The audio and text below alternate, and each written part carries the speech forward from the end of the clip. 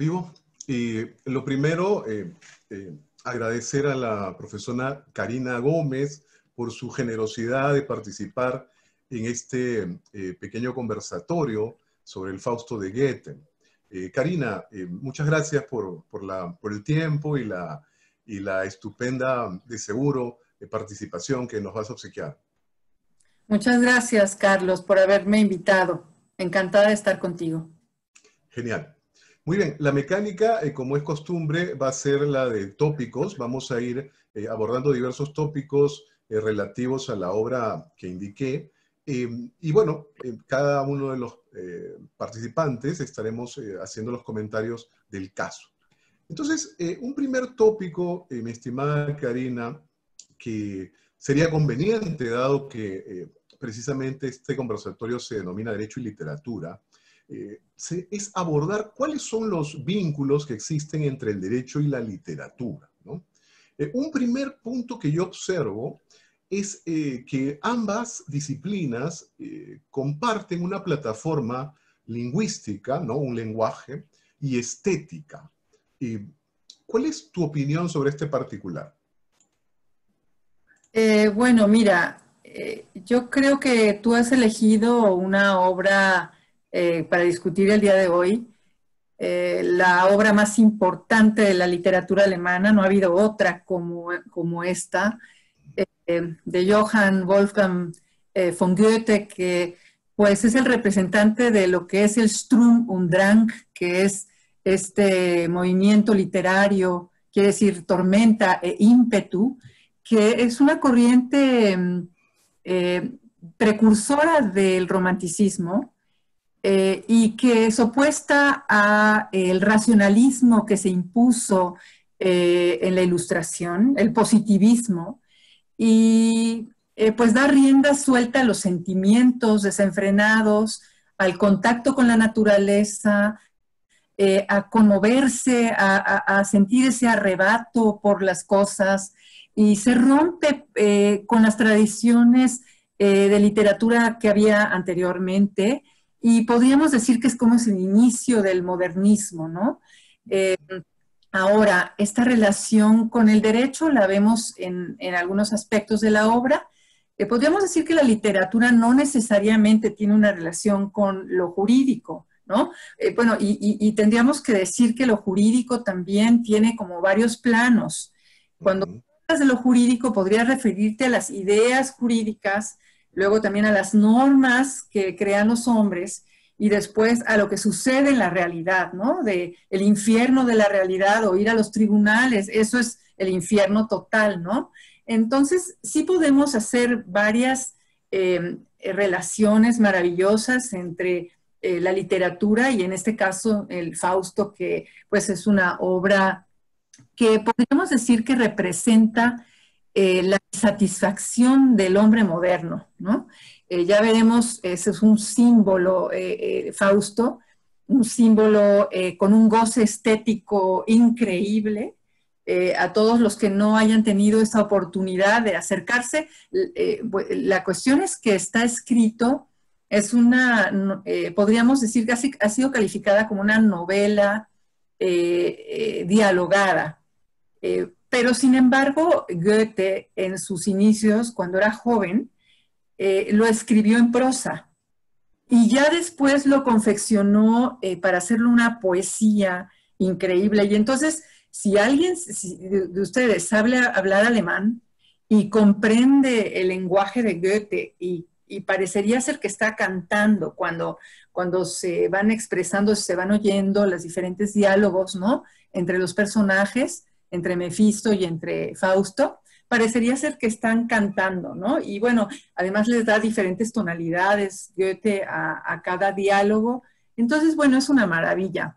Podríamos decir que Goethe fue un hombre aristocrático, un hombre de esa Alemania que venía con una tradición cultural impresionante. Estudió para abogado, y luego también le encantaba la química, la biología. Bueno, era un científico en toda la extensión de la palabra. Y bueno, si uno se adentra a conocer un poco de Goethe, podrías decir, hay, por ejemplo, es interesante y les recomiendo muchísimo que vean las conversaciones con Goethe que tuvo un señor que se llamó Juan Pedro Eckermann. Juan Pedro Eckermann entrevistó a Goethe por 10 años. En esos 10 años pudo captar las insatisfacciones que el propio Goethe tenía sobre él mismo y sobre el ser humano, ¿no? Siempre había comprendido las contradicciones tan tremendas que hay entre los seres humanos y está comprendido allí y dicho muy interesante. El Fausto, decía Goethe, es una obra completamente inconmensurable. Es decir, son vanos todos los esfuerzos que se hagan para hacerlo más comprensible.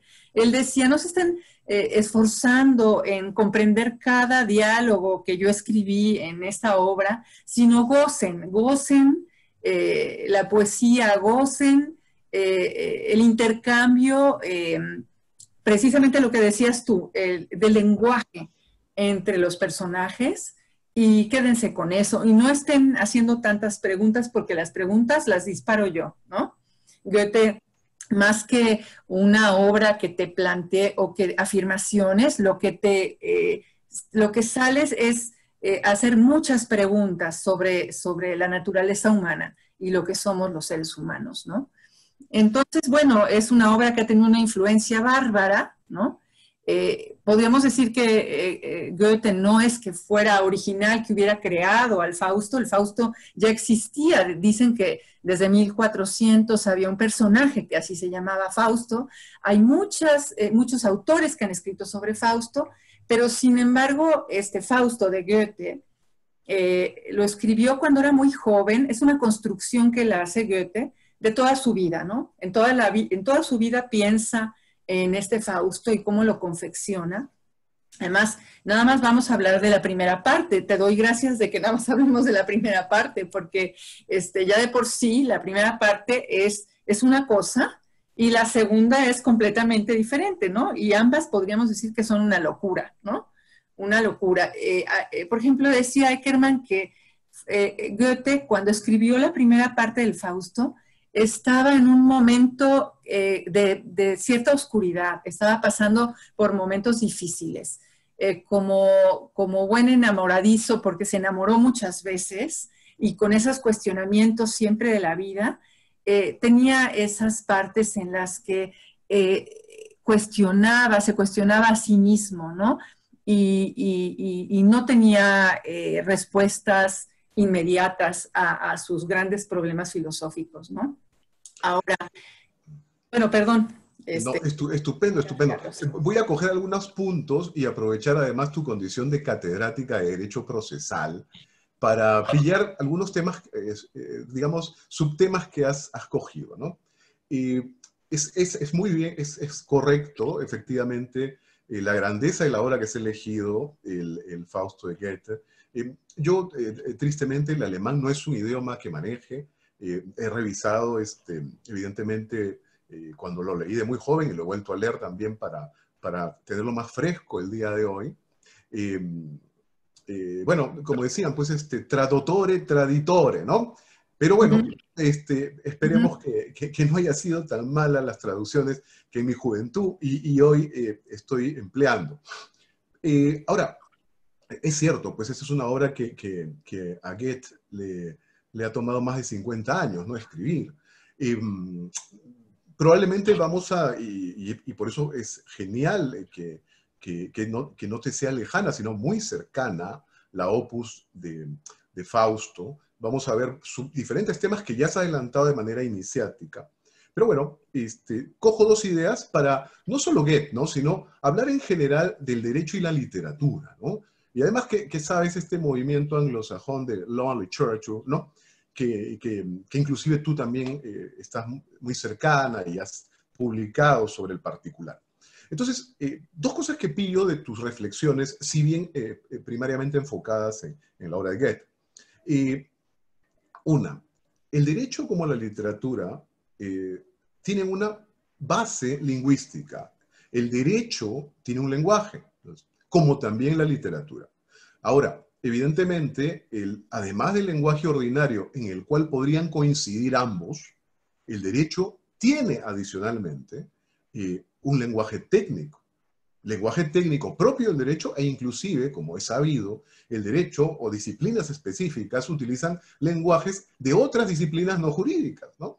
Por ejemplo, el derecho tributario, que puede utilizar el lenguaje de la contabilidad, la contratación pública, el lenguaje de la ingeniería, etc. Entonces, cuidado, mi observación tiene que ver con que si bien esto no va a ser al derecho y su lenguaje tan complejo como el de la literatura, esas plataformas son comunes. Y la otra que me pareció aún mucho más interesante y bella, y que tiene que ver con su etimología, es el punto estético que observaste, ¿no?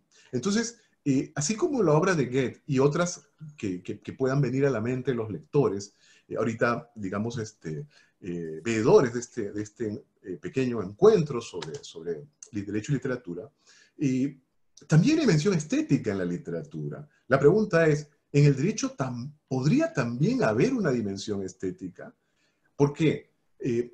Al redactar no necesariamente la misma normativa, ¿no? Una disposición normativa, pero al redactar un escrito, al elaborar una opus jurídica, literatura jurídica, ¿acaso el derecho no puede también utilizar, apañárselas con mucho material y la óptica, ¿no es cierto?, de esta disciplina tan importante como es la literatura?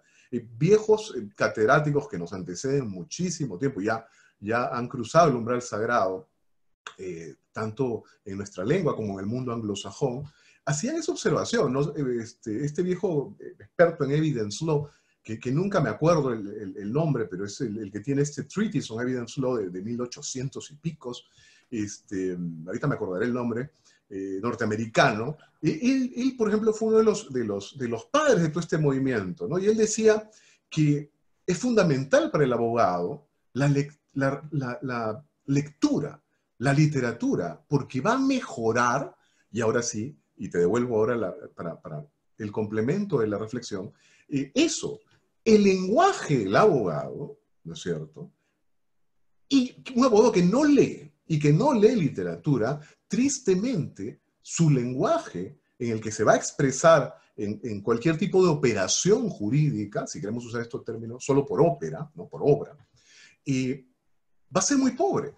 Y además, yo creo, y en mi propia praxis, yo nunca he renunciado a eso, al contrario, trato de hacerlo. Yo creo que efectivamente el conocimiento de la literatura, en la medida de las posibilidades de profundidad de cada uno, definitivamente obsequia un nivel estético al ejercicio del derecho que se plasma en este lenguaje que utilizamos en diferentes ámbitos. Lo puede hacer un juez en sus sentencias, un árbitro como el que habla, y bueno, tú también que estás involucrado en el arbitraje profundamente, en sus laudos arbitrales, como un abogado, un lawyer, un attorney o counsel en un alegato.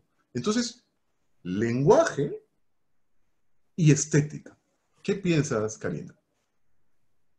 Bueno, siempre he pensado que nosotros como abogados, nuestro único instrumento que tenemos es el lenguaje.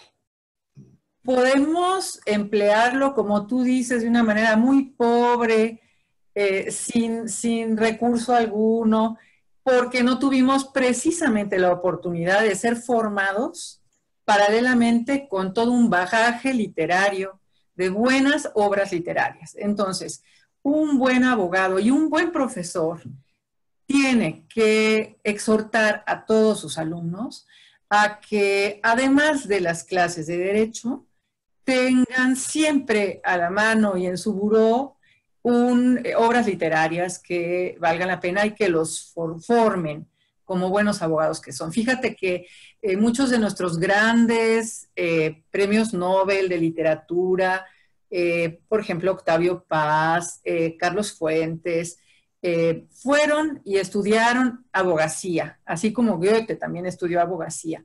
Es decir que el tener la aproximación a las leyes siempre nos va a dar una herramienta maravillosa para ya después tener ese goce estético que necesitamos tener.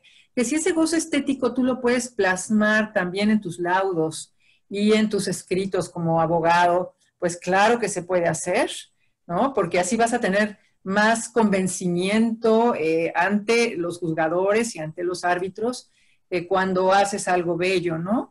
Bueno, la cuestión es encontrar esa belleza y ese goce que no todo el mundo encuentra. Por ejemplo, ahora que entremos, Mefistófeles, a él no le importaba lo estético, ni le importaba, él solamente tenía un goce como más terrenal, ¿me explico? No tan espiritual. Y precisamente tanto la música, la literatura, la escultura, un buen cuadro, todo eso precisamente te eleva el espíritu. Hablando de espíritus, pues podemos decir que Goethe tenía una tradición germánica impresionante. Tú sabes que los germánicos o los bárbaros descienden entonces de toda esa cultura de los escandinavos, etcétera, que creían en muchos dioses, tenían muchos dioses, entre ellos, ¿te acuerdas de Odín, de Thor, de Frey? Y también de las brujas, de los hechiceros, de todo esto, y sobre todo la fuerza de la naturaleza, como por ejemplo el fuego, el agua, la tierra, son elementos y la posición de las estrellas van a determinar entonces a los seres humanos, ¿no? Sin entrar en cuestiones de astrología, ni mucho menos. Es una espiritualidad que tienen los alemanes, que bueno, después voy a seguir adelante con eso, pero no nada más los alemanes, sino cuando hablo de germánicos, me estoy refiriendo bueno, a todo el continente europeo en toda la parte norte, ¿no? Todos ellos que fueron pues los que alguna vez dicen que fueron los que dominaron a los romanos, sin embargo, quién sabe si sea cierto eso o no, ¿verdad?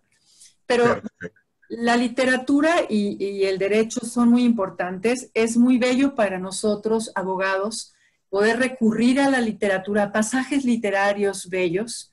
En Shakespeare, por ejemplo, en El Mercader de Venecia, acordarnos de Shylock. O, por ejemplo, en Víctor Hugo, en Los Miserables, recordar la escena de Jean Valjean cuando llega al juzgado y se da cuenta de que van a juzgar a un ser humano que no es Jean Valjean, se están confundiendo con otro personaje.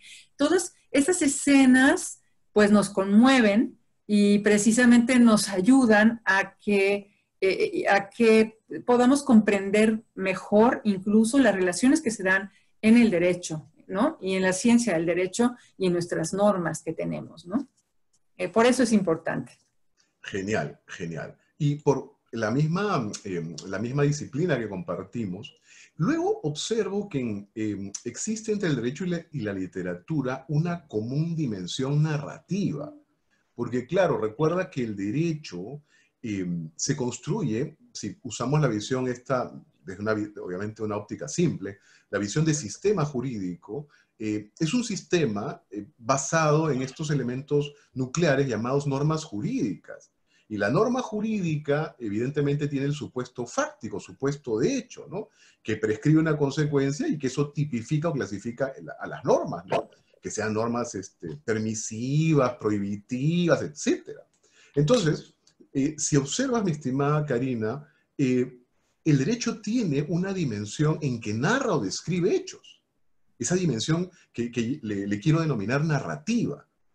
Por su parte, la literatura también tiene una dimensión evidentemente narrativa.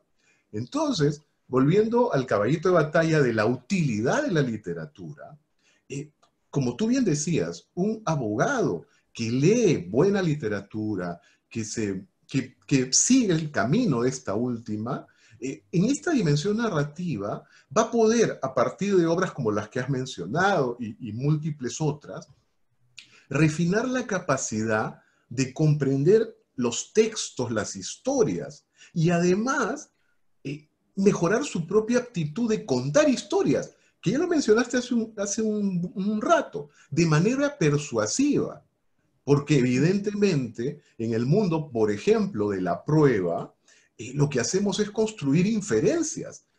Construimos inferencias inmediatas, mediatas, constructos lógicos que se basan en eso. Y un principio inclusive, que esto está analizado a nivel de la psicología, una forma en que las ideas entran fácil y quedan en el recuerdo, usan la estructura de los viejos cuentos. Por eso es que esos cuentos que oímos de niños, nunca los olvidamos. Entonces, un abogado que absorbe toda esta magnífica disciplina de la literatura, contenida en la literatura, va a tener esas capacidades.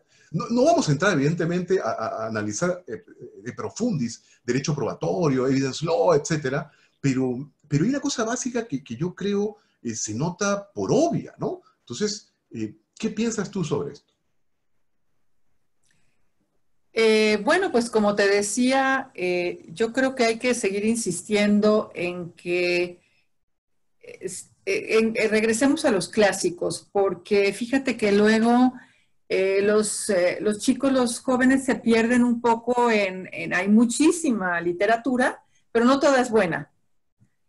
No toda es buena literatura. Entonces, hay que ser muy selectivos y es importante enseñarles a elegir la buena literatura, la literatura clásica, que verdaderamente pues no estén perdiendo el tiempo, porque ahora en esto, precisamente en esta época que nos ha tocado vivir, eh, sobre todo se pierde mucho tiempo en estas redes sociales, en cuestiones así muy rápidas, en que no, ni siquiera tenemos la comprensión suficiente para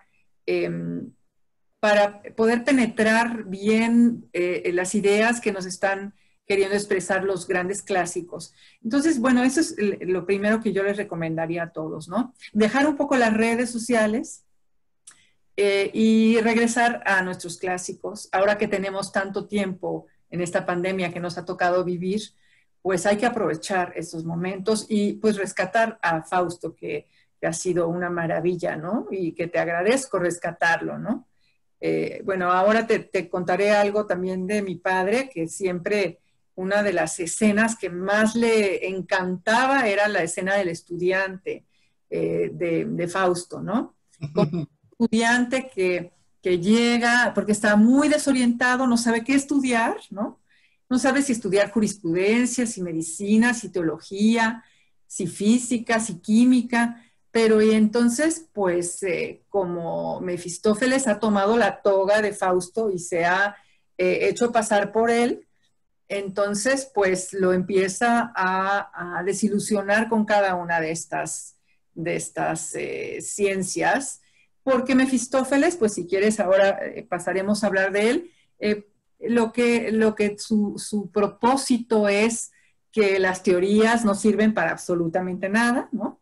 Y que es infructuoso tener que estudiar una ciencia, que es mucho mejor pues el árbol de la vida y disfrutar los goces sensuales, el placer de la vida que te ofrece y no estar entonces vanamente perdiendo el tiempo estudiando, ¿no? Entonces, bueno, es una escena genial que se la recomiendo a todos muchísimo, que lean esa escena del estudiante. Quizás si no pueden leer todo el Fausto porque es complicado, tienen que tener un texto que tenga referencias a pie de página para que puedan ir comprendiendo la naturaleza y el propósito a veces de cada uno de los diálogos que van teniendo Fausto y Mefistófeles, ¿no? Estupendo, Karina. Solo para cerrar ese punto, ya pasamos a otro tópico, y reordenando algunas cosas que hemos mencionado. Esta dimensión narrativa y el tema de la prueba, justo me has hecho recordar, mientras recordabas al propio Fausto, me acordé el nombre, este profesor, John Wigmore. Y John Wigmore recomendaba a sus alumnos, estamos hablando de un hombre del siglo XIX, Wigmore, para quien no lo recuerde, los que están observándonos, y les recomendaba ciertas obras literarias, ¿no? Y luego no solo Wigmore, sino posteriores catedráticos, por ejemplo, cuando digamos, el Evidence Law existía, así se ha llamado incluso un tratado de Wigmore, pero todavía no existía esto que es relativamente, digamos, de nuestra época, que es el Science of Evidence, la ciencia de evidencia. Muchos catedráticos recomendaban a los estudiantes que, por ejemplo, lean pues a Sherlock Holmes de Conan Doyle, porque si quien conoce a Holmes se dará cuenta que Holmes lo que hace es utilizar razonamientos probatorios diversos, ¿no? Sí, claro. Bueno, hay diferente tipo. En realidad lo que él usa es un razonamiento abductivo, ¿no? Falsamente se acusa de que utiliza un razonamiento deductivo, eso no es cierto. Pero bueno, esa es otra historia. Como decía Sherazade, esa es otra historia que esta vez no vamos a tocar. Y bueno, entonces, genial tu precisión, efectivamente. Entonces dejemos en paz la dimensión narrativa. Solo para cerrar, quiero solamente, y si deseas pues, alguna cosa adicional que se me esté pasando, también he observado que habría una dimensión ética. O sea, tanto la literatura como el derecho poseen una dimensión ética. Ahora, tú ya mencionaste alguna corriente filosófica del derecho hace ya bastantes minutos, y quien nos escuche podría parecer extraño lo que digo. Lo que pasa es que ya no estamos en la época del positivismo. Para algunos estamos en el pospositivismo, en el neoconstitucionalismo, y una característica evidente es que la aparente distinción absoluta entre moral y derecho ya no es tal, porque hay muchísimos principios, derechos fundamentales que tienen contenidos morales para poder ser manejados e interpretados. Entonces, podemos tomar moral, ética, de la literatura porque nos enseña sobre esta, para poder además manejarnos o coadyuvar en el campo del derecho, que también tiene esta dimensión ética, digamos, necesaria. Y una última cosilla es una dimensión que desde mi punto de vista también existe es una dimensión simbólica. La literatura tiene evidentemente todo un campo de simbolismo. Quienes están escuchándote con todas tus estupendas reflexiones y tu conocimiento de la lengua alemana, que además te facilita adicionalmente una mayor profundidad, hay una dimensión simbólica en la literatura. La literatura utiliza muchísimos símbolos. No vamos a entrar a teoría literaria, pero para los que conocen una cosa mínima en la universidad, recuerden el tema metatextual, el metatexto literario. Entonces, eso está lleno de símbolos. El derecho, curiosamente, también tiene símbolos. Ahora, para simplificar, por ejemplo, tú como una respetada protestalista de tu país, sabes y seguro has enseñado o has comentado a tus alumnos que en el campo judicial existe todo este nivel de ritualismo, ¿no? Estos símbolos de la justicia, la diosa Temis, el crucifijo, la Biblia, en diferentes países, no solo civil law, common law, la toga, los birretes, que yo digo chapitas acá, pero bueno, las medallas de abogado. Entonces, cuidado, en la literatura y el derecho tienen más puntos de encuentro de los que a veces puedan pasar, digamos, superficialmente desapercibidos. Igual, si tienes alguna idea, me gustaría escucharlo. Bueno, como has vertido tantas cosas, bueno, ¿por qué empiezo? Por la ética, o por la teoría pura del derecho de Kelsen, que siempre nos decía, por favor, no mezclen ética, no mezclen justicia, esos conceptos ya no pueden incluirse en el derecho porque entonces estamos pervirtiendo al derecho positivo, que es la ley, y lo único que nos interesa es que esté aprobada por un congreso y se acabó, ¿no? Independientemente de que esté mal hecha o sea, o no esté ética. Por ejemplo, no sé si te acuerdas de estos programas de las naves espaciales, que no soy muy fan de todo eso, pero había un programa de una nave espacial en donde en un planeta se prohibía pisar el pasto. Y aquel que pisara el pasto, entonces, pues se moría. Era la cárcel, ¿no? Entonces, ese es el positivismo absurdo de que ya no podemos precisamente nadie de nosotros abogados poder aceptar después de la Segunda Guerra Mundial y gracias al avance, como tú dijiste, de los derechos humanos, pues es imposible. Y entonces ya necesitamos precisamente esos criterios internacionales y tener una Corte Interamericana de Derechos Humanos y tener una Comisión de Derechos Humanos como latinoamericanos que somos, pues nos sentimos orgullosos de que ya tenemos pues cánones y criterios de interpretación de lo que es bueno y lo que es malo éticamente hablando, ¿no? Ya, y en ese camino vamos, todavía nos falta mucho por recorrer, pero estamos ya imponiendo criterios de pensamiento precisamente ético y jurídico que van de la mano y que obviamente tú no puedes desligar una cosa de la otra. Aunque tú sabes que tenemos muchos votos, sobre todo en la Corte Interamericana, en contra y todavía se siguen peleando ideológicamente o también éticamente por estos conceptos. Pero creo que vamos en el camino correcto. Vamos en el camino correcto. Eso no quiere decir que no venga una tercera guerra mundial y de que ahora hablemos otra vez de Mefisto, de que los seres humanos tenemos también un mal dentro de nosotros y que somos, como dice Mefisto, los más bestias de todos los animales.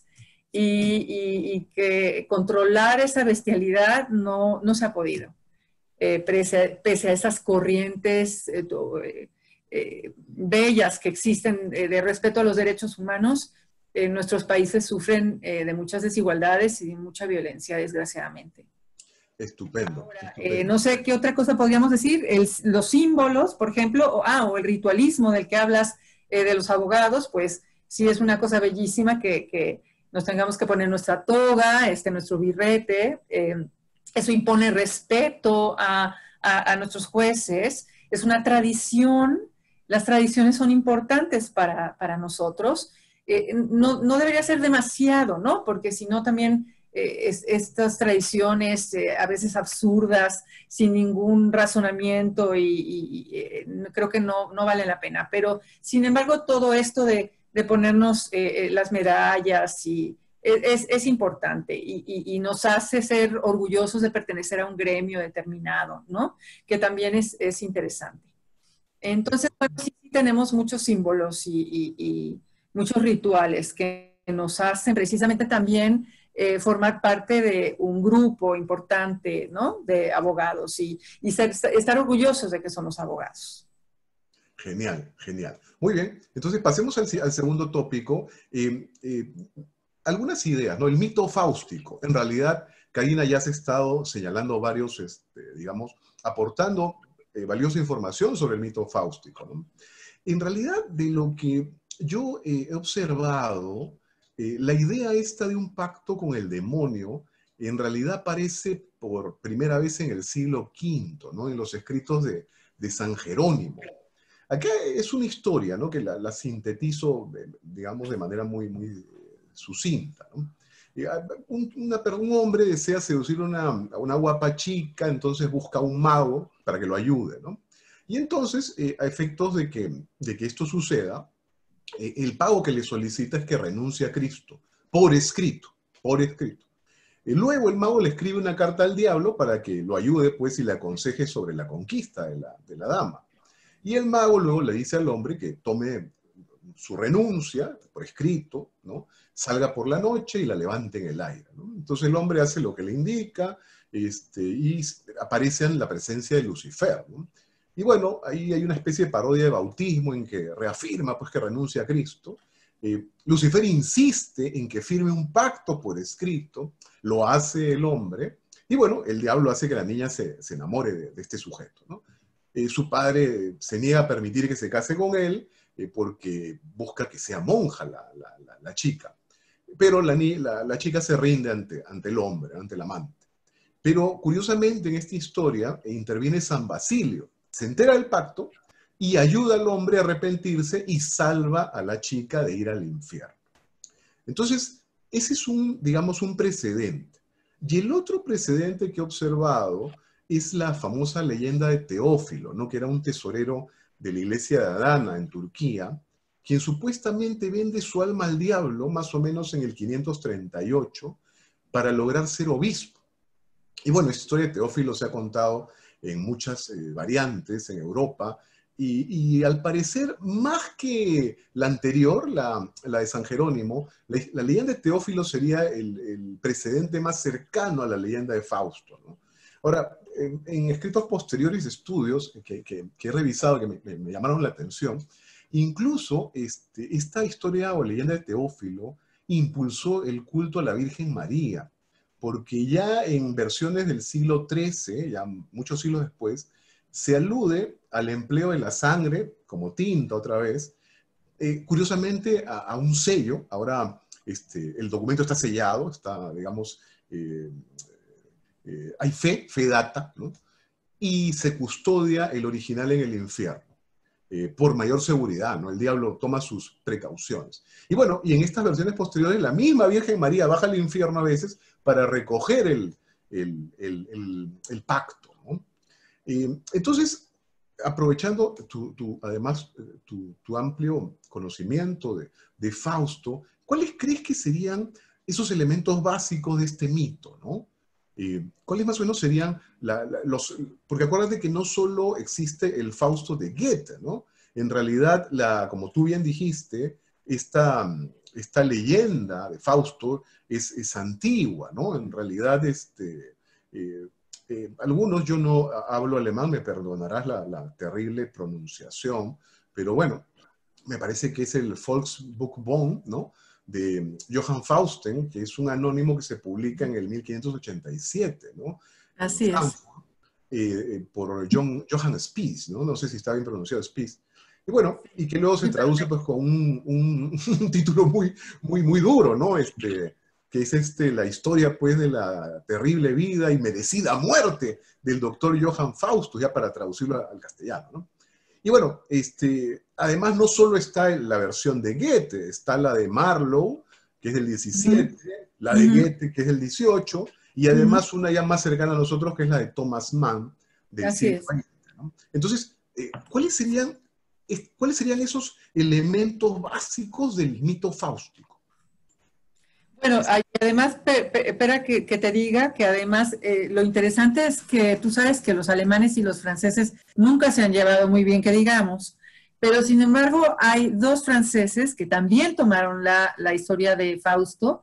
Por ejemplo, fue Charles Gounod con la ópera Fausto, que es una maravilla, pero bueno, es una maravilla para los franceses, no para los alemanes, porque los alemanes siempre dijeron, bueno, pues más bien le vamos a llamar Margarita a tu ópera, porque Fausto no es, o sea, no tiene, ¿cómo te diré?, la estatura intelectual. Entonces, los alemanes siempre han sido, ahorita voy a decirte alguna frase que incluso decía el propio Goethe de los alemanes. Siempre han sido un poco más presuntuosos en cuanto a esa intelectualidad. Y Berlioz, por ejemplo, escribió también varios fragmentos de la condenación de Fausto, muy interesantes.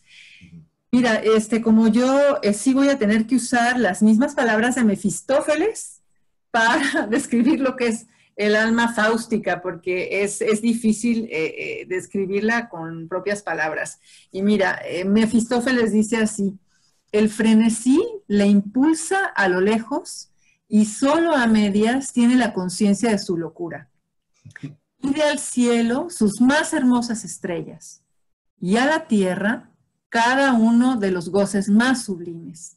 Ninguna cosa próxima ni lejana basta a satisfacer su corazón profundamente agitado. Entonces, esta es una descripción que hace Mefisto del alma faustiana, del alma de Fausto. ¿Cómo es Fausto? Pues Fausto vive atormentado, ¿no? El alma faustiana es un alma que desea la eterna luz, desea la unión del espíritu con el cuerpo. Por ejemplo, ve volar un águila así a lo lejos y que domina los mares y las llanuras, y quisiera tener un manto mágico para que lo eleve a esas regiones también. Sin embargo, es un ferviente estudiante de la ciencia y es respetado por sus discípulos, Faustus, un alma superior en toda la extensión de la palabra, pero tiene ese corazón agitado y al fin y al cabo no está feliz. Es decir, es una lucha entre ambos. Hay un autor que es un filósofo alemán muy interesante que se llama Rüdiger Safransky. Él dice que Mefisto razona como los antropólogos modernos. Los antropólogos de nuestros tiempos, por ejemplo, describen que nosotros, los seres humanos, somos excéntricos y que tenemos un instinto, y nuestro instinto y nuestra razón no están en armonía, nunca han estado en armonía el instinto y la razón. Y entonces, al no estar equilibrados, tenemos consecuencias funestas, como te decía anteriormente. Tenemos miedo a la muerte, nos autodestruimos a nosotros mismos, destruimos la naturaleza, como bien lo sabemos, no hemos podido controlar la violencia que ejercemos, y vuelvo a repetir la idea de Mefistófeles que decía, el hombre es el más bestia de todas las bestias, ¿no? Entonces, pues así es un poco Fausto. Y lo que te quería decir de los pactos entre el diablo y Dios, o entre el diablo y varios personajes, podemos decir en principio que Fausto tiene dos pactos. El Fausto empieza, la estructura del Fausto tiene un prólogo, está escrito como si fuera un teatro, ¿no? Y hay una escena que es el prólogo en el cielo. Y en el cielo está Mefisto con el Señor, con Dios, y ahí se da un primer pacto. Y el primer pacto que se da es que, te vuelvo a repetir en palabras, porque no me queda de otra más que repetir las palabras de Goethe, dice, Mefistófeles le dice al Señor, del sol y de los mundos nada sé yo. Quiero decir y solo veo cómo se fatigan los mortales. El raquítico dios de la tierra, el hombre, sigue siendo de igual calaña y tan extravagante como el primer día. Un poco mejor viviera si no le hubieses dado esa vislumbre de luz celeste a la que le has dado el nombre de razón. Y no la utiliza sino para ser más bestia que todas las bestias. Entonces, la primera apuesta que hace es con Dios y le dice, voy a transformar a ese terco metafísico, a Fausto, en un ser unidimensional. Polvo es lo que ha de comer. Es mejor que ese hombre limpiarle de la mente todas sus tonterías metafísicas y convertirlo en un sobrio realista. Y entonces, ¿qué es lo que dice Dios? Dios dice, ¿estás seguro que Mefisto no va a conseguir que alienar a Fausto? Y no lo va a poder conseguir porque no le va a poder quitar su fuente espiritual. Y tampoco va a extinguirle la luz que trae Fausto dentro de sí mismo. Incluso dice Dios, un hombre bueno, incluso en oscuras compulsiones, sabe distinguir el camino verdadero. Y aquí tú hablabas de dos referencias o antecedentes, y yo te hablo de otro, de Job, por ejemplo, el relato bíblico de Job. También ahí está también la lucha entre el diablo, entre Satanás y Dios, y cómo hacen esa apuesta para decir, seguramente que Job, si le mando yo todas las desgracias habidas y por haber a la tierra, va a dejar de creer en ti. Vamos a hacer esa apuesta. Y total que no lo logra conseguir, y como siempre en todas las historias, la bondad gana, y lo bueno gana, y por suerte que Mefisto nunca gana, ¿verdad? Y bueno, en este caso, tanto Job como Fausto, estos diabólicos ofrecimientos tendrían como consecuencia la renuncia a una dimensión espiritual, porque esto es lo que quiere conseguir Mefisto de Fausto, que Fausto renuncie a tantas quimeras, a tantos sueños, y que se encuentre con estos goces terrenales, que deje de estarse con cosas y estar pensando en mundos y quimeras, y que goce la realidad. Sin embargo, bueno, como veremos, pues no es tan fácil, ¿no? No va a ser tan fácil para Fausto. Estupendo. Resumiendo lo que magníficamente has planteado y sumándole una cosilla. Entonces, es cierto, todos los Faustos, incluido el de Goethe, efectivamente, claro, primero Fausto está caracterizado como alguien insatisfecho, ¿no? O sea, esa es una característica. Segundo, el pacto, digamos, con el diablo, ¿no? Ahora que es cierto lo que mencionas, que en el Fausto de Goethe existe esta primera apuesta entre Satanás y bueno, en realidad Mefistófeles, perdón, y Dios. Y luego los frutos, ¿no? Los frutos del pacto que se van a materializar pues en consultas que el diablo responde, viajes, aventuras, satisfacción sexual, ¿no? Magia. Y finalmente, lo que bien dijiste, la muerte de Fausto, ¿no? Precedida pues de lamentaciones antes del momento final. Entonces, claro, estupendo. Con eso queda perfectamente clara ya, digamos, el manejo de este tópico de lo que es el mito fáustico. Ahora, el siguiente tópico, Mefistófeles. Mefistófeles es un término, el nombre Mefistófeles, el origen nominal, es incierto, ¿no? Porque en realidad se plantean varias etimologías. Algunos dicen que viene del griego me-fosfilos, o sea, en realidad ne-fosfilos, que no ama la luz. Otros dicen que viene más bien de me-faustofiles, o sea, en realidad ne-faustofiles, no ama a Fausto, es enemigo de Fausto. O algunos indican que viene del hebreo Mefistófel, o sea, destructor mentiroso. Y la primera vez en que aparece citado es en un grimorio de 1527 que se llama Praxis Mágica Faustiana, atribuido al doctor Johann Faustus. Johann Faust en realidad. Y bueno, y en la página 12, si lo revisan, hay un comentario en el mismo grimorio que indica que este nombre deriva del griego y significa aquel que odia la luz. Mucho más confuso, ¿no? Porque que odia la luz estaría más cercano, digamos, iluminaría para quien quiera creer en el contenido de este grimorio, iluminaría la respuesta hacia más bien Mefosfilos, ¿no? Descartaría Mefaustofiles y Mefistofel, ¿no? Ahora, me gustaría que, como has estado magníficamente haciendo, nos des digamos, una caracterizazación, ya la has venido avanzando, ¿no? Este Mefistófeles, ¿no? ¿Y cuál es digamos, la personalidad de este diablillo, ¿no? Pues sí es un diablillo, porque me ha hecho reír mucho. Ahora lo volví a leer, verdaderamente es muy divertido. Por eso, aunque es una tragedia, y así Goethe la considera, ¿no? Una tragedia, al fin y al cabo, a veces hay algunos momentos de diálogos entre Fausto y Mefistófeles que parece una comedia, ¿no? Es muy divertido lo malvado que es, vamos, ¿no? Es un ser nihilista, podríamos decir, Mefisto, es un cínico, y yo lo podría calificar como el espíritu de la negación, ¿no? Todo lo que Fausto le presenta, todo se le hace horrible y él lo cambia por otra cosa, ¿no? Desdeña la razón y el saber.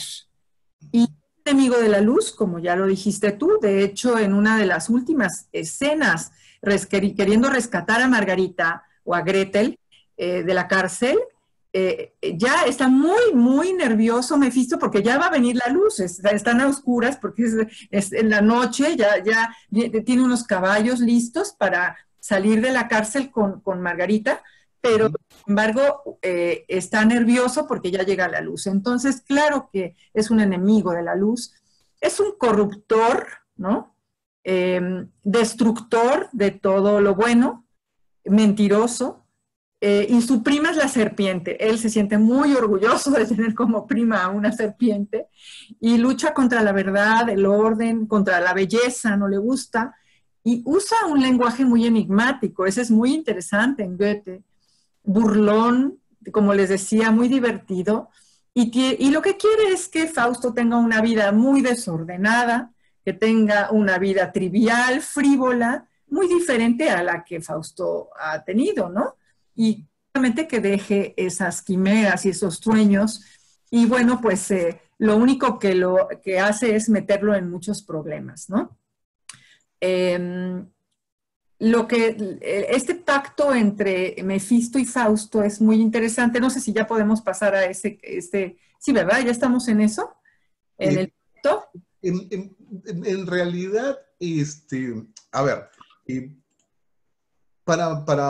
digamos, para cerrar lo de Mefisto, magnífica descripción, ¿no? Igual por seguridad, ¿no? Cuando hablamos de diablo, ¿no? En realidad viene del término diabolos, ¿no? Porque a veces se usa de Sí, manera indiscriminada. Y diabolos sí. es calumniador.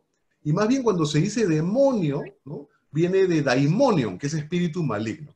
Pero bueno, yo creo que con eso tenemos perfectamente observado digamos, las características de Mefisto. Pasemos a Fausto, ¿no?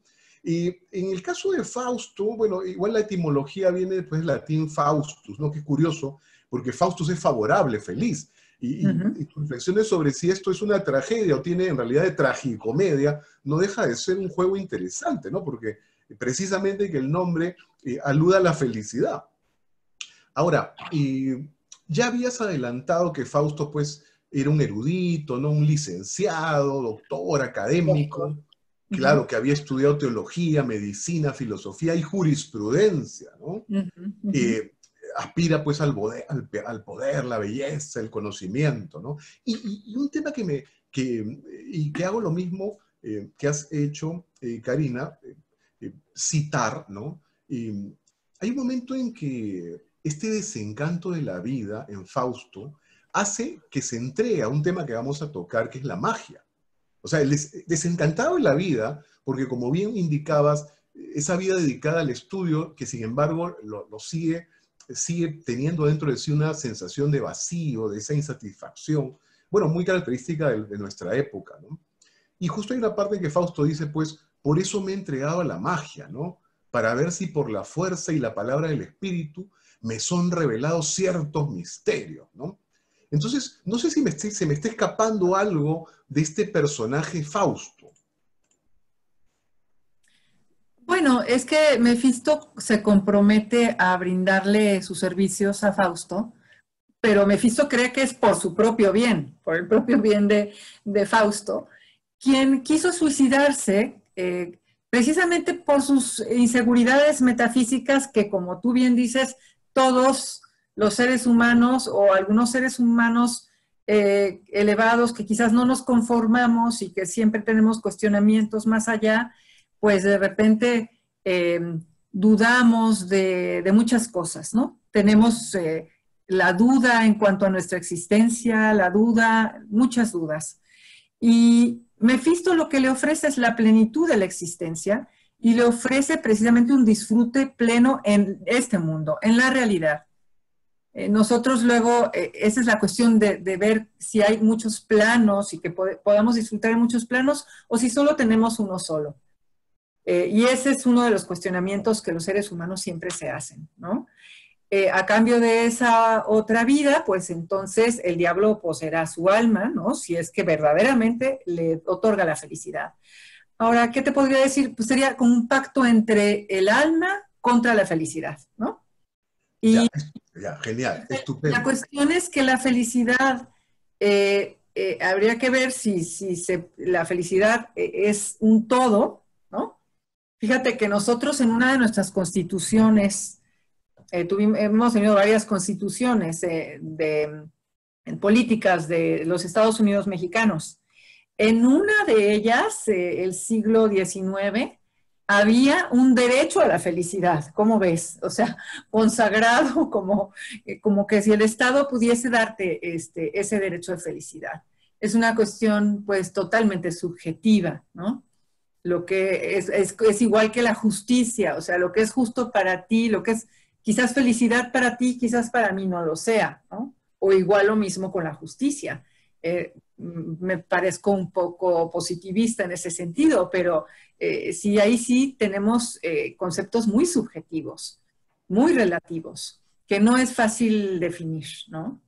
Entonces, pues Fausto firmará precisamente porque se quiere entregar, como tú decías, pero es algo interesante, aunque firma y con todo y la sangre y demás, sus gotas de sangre, porque además Rudolf Steiner, que es un filósofo como tú sabes, muy importante, él decía, lo que tiene poder sobre ti, sobre tu sangre, tiene poder sobre ti. Eso es muy importante.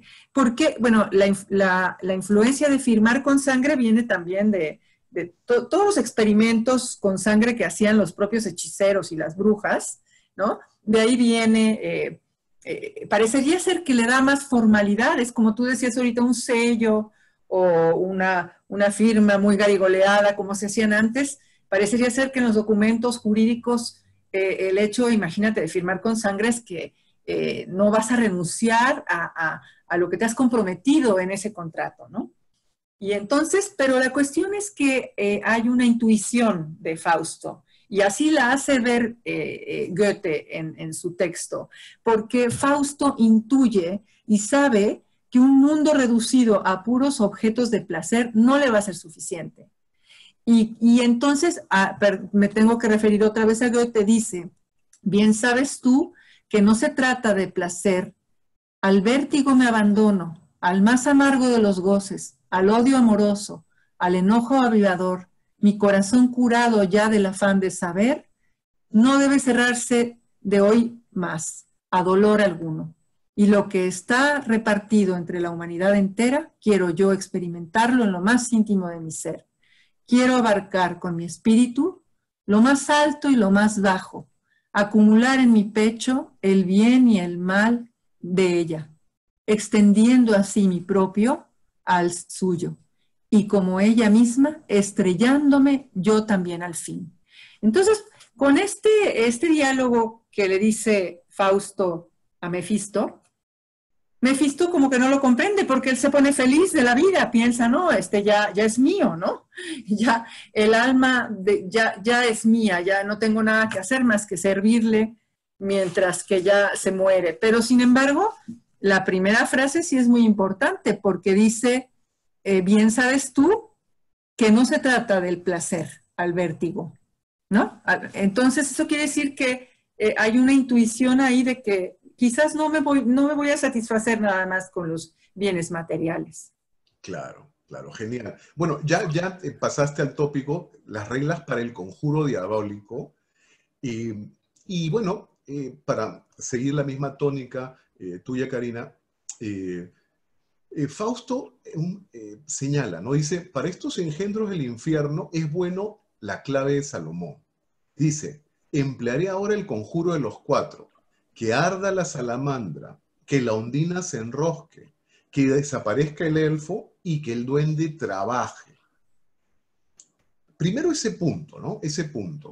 En realidad, la clave de Salomón, ¿no? O clavícula de Salomón, es un grimorio ubicado probablemente en el siglo X antes de Cristo. Y yo lo leí en mi juventud y contiene, si lo pudieran revisar, porque hay versiones bastante serias en inglés que se pueden encontrar en la web. Y hay un conjuro primero en ese grimorio que precisamente se trata de someter, otra vez, evidentemente el mago, a un demonio para retenerlo temporal o permanentemente como su siervo. Entonces, en ese conjuro, dice, conjuro de nuevo y poderosamente, los llamo demonios en cualquier parte de la tierra donde se encuentren, para que no puedan permanecer, cito, en aire, fuego, tierra, agua. Lo que pasa es que antes de seguir, sería bueno quizás inclusive mencionar esto. Evidentemente, cuando Fausto dice salamandra, la salamandra es el símbolo del fuego. La ondina es el símbolo del aire. Agua. Perdón, del agua. El elfo del aire y el duende de la tierra. O sea, en realidad está tomando la fórmula de este grimorio de la clavícula de Salomón, ¿no? Y ¿cómo es que Goethe conocía esto? Yo revisando un poco sobre su vida. Era cultísimo. Sí. Ahora, he encontrado yo que un ensayículo muy interesante de un profesor anglosajón en el que leí que dice que en Frankfurt, en 1768, Goethe conoce a Susana Carina von Klettenberg. Y esta dama era una persona muy profundamente mística. Y señala en esta biografía que con esta Susana se dedicaba a estudios de magia y de ocultismo. Y pasaba horas pues en el laboratorio con los matraces, alambiques, las retortas, practicando alquimismo. Evidentemente aquí él ha conocido grimorios diversos. Sí. Ahora, además, otra cosa, ¿no? Es que cuando más adelante Mefistófeles quiere partir del lugar, recuerda, no puede hacerlo. No puede hacerlo y él le dice más bien Así, que hay claro. un pantáculo, ¿no es cierto? O sea, un pentagrama que está dibujado y que no lo deja. Entonces, exactamente.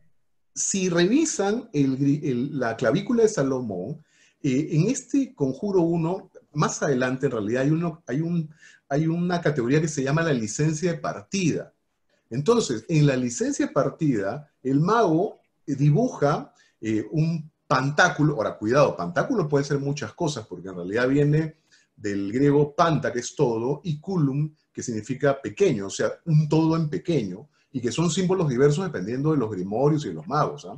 Pero bueno, Goethe elige un pentagrama, ¿no? En realidad es eso, o sea, 5 líneas, el clásico pentagrama que muchos musical relacionan directamente al demonio.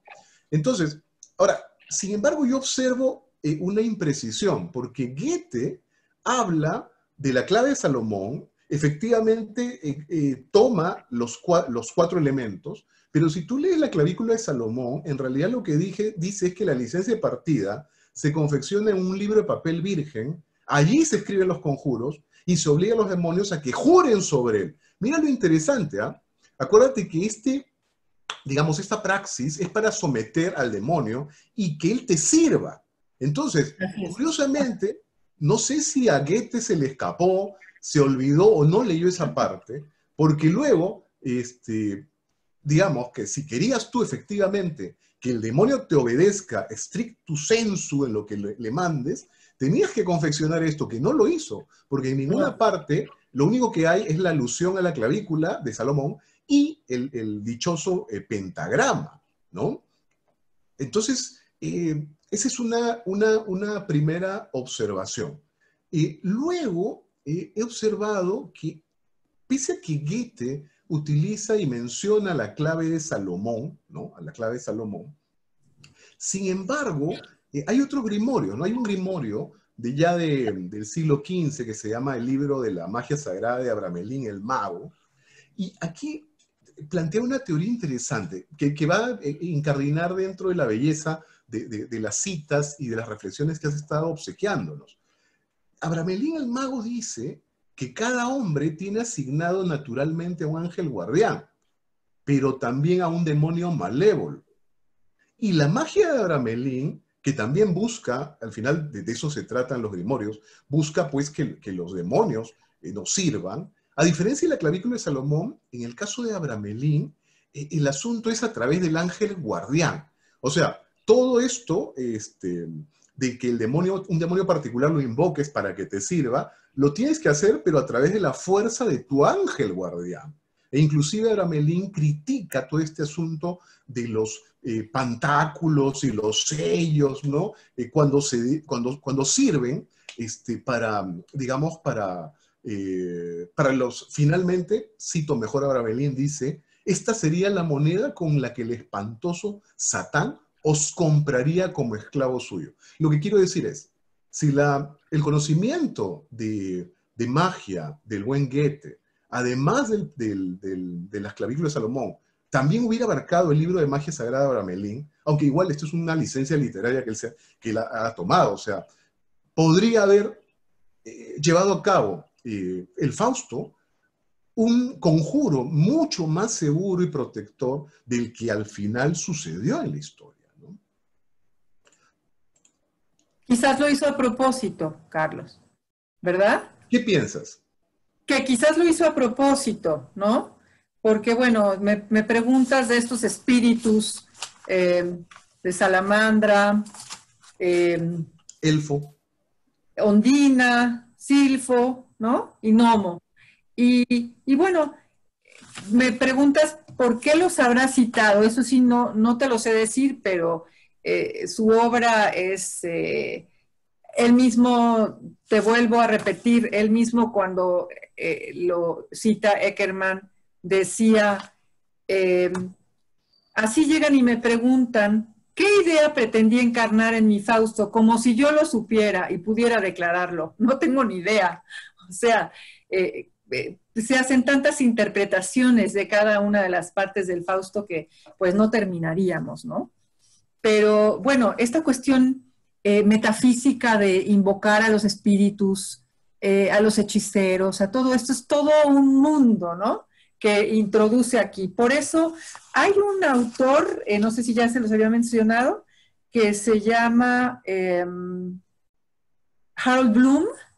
Harold Bloom es un autor, ya les había yo dicho, ¿no? Anglosajón, que se burla un poco de los alemanes y dice, bueno, esta obra, el Fausto es la obra más anticanónica que puede existir porque no guarda ningún canon de absolutamente nada, ¿no? Es una revoltura y es una locura total, incluyendo pues la inclusión de todos estos espíritus. Es verdad, es verdad. Ahora, lo que sí, y lo mencionaba, encaja perfectamente. O sea, lo que sí queda claro es que Goethe leyó la clavícula de Salomón, porque la invocación al demonio para que te sirva, que es el conjuro 1 de la clavícula, usa los 4 elementos. Perfectamente los menciona Goethe en la obra.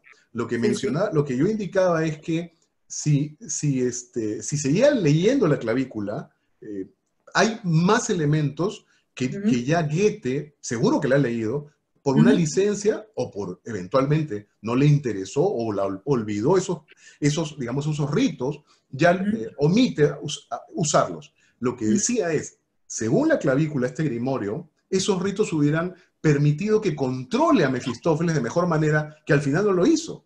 Porque como tú ya adelantabas derroteros de la obra, acuérdate, o sea, al final Margarita, ¿no? Acaba en la cárcel, mata al hijo, ¿no? Muere. Entonces, todo al final era un engaño, bueno, que es obvio, ¿no? El diablo es conocido por mentiroso y engañador, pero digamos que si hubiera leído mejor la clavícula de Salomón, o lo hubiera considerado usarla, había mejor manera de coger a Mefistófeles, que no fue así, y por eso la triste... Pero, ¿sabes qué, Carlos? Creo que no fue así, porque él ya se abandonó a Mefistófeles. Acuérdate que se abandonó, porque ya no perdía nada, ¿no? Estaba a punto de suicidarse.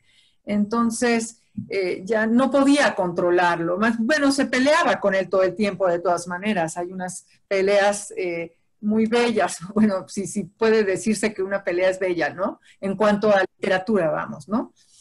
Pero también algo importante es que, si te acuerdas, es un hombre, Fausto, que ha de llegar a los 60 años aproximadamente, pero sin embargo en esa época ya se consideraba que era un viejo. Y pues ya le tenía a Mefisto preparado que conociera a Margarita Gretchen, entonces pues tenía que ir con una bruja para que lo hiciera joven otra vez y le diera la juventud para poder enamorar a Margarita, ¿no? Entonces, aquí, por ejemplo, hay algo interesante como para Mefistófeles, Gretchen o Margarita es un objeto sexual, al fin y al cabo, para que le dé satisfacción simplemente. Pero, ¿qué le pasa a Fausto? Fausto se va a enamorar de Margarita, ¿no? Vuelve precisamente a expresar sus sentimientos para enamorarse de ella. Entonces, el sexo es eros y en cambio el deseo se convierte en un ardor, ¿no? Es un ardor el que siente ya Fausto por Margarita. Entonces, Mefisto siempre le provee los bienes terrenales a Fausto, pero Fausto de ellos va a ser algo mucho más que eso, con un valor espiritual. Eso es lo bello de la obra, ¿no? Que quizás no puede controlar Fausto a lo malvado de Mefisto, pero sin embargo Fausto tiene otra precisamente ese espíritu interno que va a hacer todo más sublime. Todo lo que va pasando lo hace sublime, ¿no? Estupendo, estupendo. Entonces, con eso cerramos ese tópico. Pasemos al siguiente. La Sí. insatisfacción de Fausto, y si es que, reflexionando sobre ello, existiría pues un derecho a la felicidad, ¿no? Porque al final, Fausto lo que quiere es ser feliz. Tú ya nos adelantaste sobre ese particular, algo de la, digamos, de la normativa propia de tu país, ¿no? Eh, digamos que algunos autores dicen que el derecho a la felicidad de algún modo sería un derecho humano de tercera generación, ¿no? Me hiciste recordar cuando mencionaste el caso efectivamente de esta normativa vieja de tu bonito y magnífico país. En el caso de la Declaración de Derechos de Virginia de julio del 76, se recoge en Estados Unidos, se recoge el derecho a la búsqueda y obtención de la felicidad. Y en la Declaración de Independencia de Estados Unidos del 4 de julio del 1776, se recoge el derecho a la búsqueda. O sea, a diferencia de la de Virginia, es la búsqueda y obtención. En la Declaración de Independencia de los Estados Unidos, se recoge el derecho a la búsqueda de la felicidad. Ahora, inclusive en la Declaración de Derechos del Hombre y el Ciudadano de agosto de 1789, en el preámbulo, si lo ven, alude a la felicidad como objeto del gobierno de la nación. Entonces, mi pregunta es, ¿tú crees que exista, Karina, un derecho a la felicidad? ¿Podríamos hablar de un derecho fundamental a la felicidad? Pues es muy relativo. Como te decía anteriormente, es totalmente subjetivo. La felicidad, cada uno de nosotros concibe o es feliz con diferentes cosas y no necesariamente materiales, ¿no? El diablo o Mefisto siempre pensaba que la felicidad son los bienes terrenales, ¿no? Y los objetos y el consumismo, que esa es la felicidad. Pero nos damos cuenta que ahora el ser moderno y el ser contemporáneo como somos ahora, obtenemos cosas, pero seguimos estando insatisfechos. Y luego queremos más y queremos más. Entonces, la felicidad creo que no existe como tal, ¿no? No podemos decir, ese hombre es feliz porque tenemos momentos de felicidad y no podríamos nunca consignarle. Por eso ya no está consignada. Quizás era una idea antigua, como tú bien dices, pero actualmente, si le preguntamos a alguno de los jueces de la Corte Interamericana, no sé qué cara nos pondría si le decimos que qué tal, que nunca se ha hablado de felicidad en ninguno de sus documentos, ¿no? Entonces, es algo complicado y algo difícil, ¿no? Claro que Claro. queremos ser felices, ¿no? Eso queremos tener felicidad, pero la cuestión es que para ti la felicidad podría ser oír un concierto de Berlioz, por ejemplo, y para quizás otra persona la felicidad sea oír un concierto de rock o estar en otra parte. Entonces, cada uno tiene sus propios cánones de felicidad y eso no podrías imponerlo ni hacerlo una cuestión canónica, ¿no? Imposible. Es verdad, es verdad. Bueno, es que es un tema es complejo, ¿no? Sí. Dentro de las etimologías, una que a mí me parece la más conveniente es la de eudaimonía, ¿no? O sea, eu, que es bello, bueno, ¿no? Daio, que es distribuir, repartir, y nos, que es la mente humana. O sea, en realidad la felicidad, etimológicamente, consistiría en dar bienestar a otros o dar felicidad a otros, ¿no? Lo que pasa es que, como bien señalas, por ejemplo, en el mundo de ahora, para no tener una especie de panóptica hacia el pasado, yo creo que se confunde, como bien indicas, Karina, entre comillas, el bienestar económico, ¿no es cierto? O incluso el individualismo, ¿no? Porque ahora la gente, entre comillas, quiere ser feliz, ¿no? Y usa todo, ya que mencionabas a la corte, ¿no? Usa todos estos procesos pues, constitucionales, ¿no? El amparo, etcétera, porque para ellos feliz es que, no sé, me siento, digamos, biológicamente nazco con un sexo y me siento de otro. O es más, ya no me siento ni siquiera de otro sexo dentro de la condición humana, sino que me siento perro y quiero que me reconozcan como perro.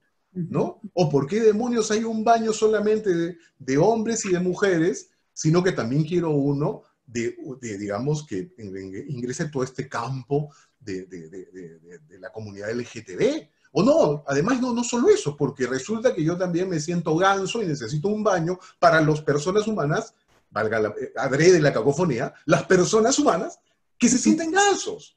Entonces, todo esto yo creo que se confunde, ¿no?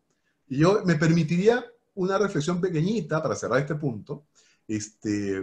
Primero, yo creo que la confusión, ya para no entrar en el tema jurídico, ahora, técnicamente, como tú bien has dicho, defender que es un derecho fundamental no es arguible, pues, ¿no? Segundo, el punto de que quizás la confusión se va de la mano con que hay cierto bienestar que el Estado persigue y que se puede entender como una felicidad, y hay otros derechos fundamentales que, entre comillas, más o menos, pues, digamos, escaliben ese estado de bienestar. Hasta ahí, pero felicidad, creo, poco estadística, ¿no? Si mal no recuerdo, en estas estadísticas que hacen estos conglomerados, estos grandes estudios, los países más felices, el país más feliz creo que es Bután, me parece, pero es un país budista. Es un país budista. Entonces, en realidad yo creo, y además es un camino que yo sigo, la verdadera felicidad está dentro del ser humano, pero exige apagar el ruido de la mente y toda esa locura individualista y egoísta, siguiendo el camino que crean convenientes. Puede ser el camino de Siddhartha, de Buda, puede ser el camino de Cristo, o cualquier otro camino espiritual que logre apagar ese ruido terrible, porque vivimos en un mundo, como bien has dibujado de algún modo, en el cual todo el mundo quiere todo. Lo triste es que nadie quiere dar nada, ¿no? Piensa en estas divisiones que hacen los anglosajones respecto, pues, a las generaciones, ¿no? Nosotros estamos más o menos, estaríamos en la generación, pues, de JFK hacia adelante, ¿no? Claro. No me acuerdo cómo le dicen los gringos, ahorita me vendrá a la mente, pero esta X Generation posterior, ¿no? Los millennials, los centennials, una característica que no lo digo yo, lo decía un sociólogo en un pequeño artículo que leía, es un mundo en que las personas solo exigen derechos, pero para nada rechazan responsabilidades. Baby boomer. Nosotros estaríamos más bien en el mundo de los baby boomers, ¿no? Esa es nuestra generación. Así es. Entonces, claro, felicidad. ¿Qué demonios para ti es la felicidad? ¿A cada quien hay que darle lo que le dé la gana?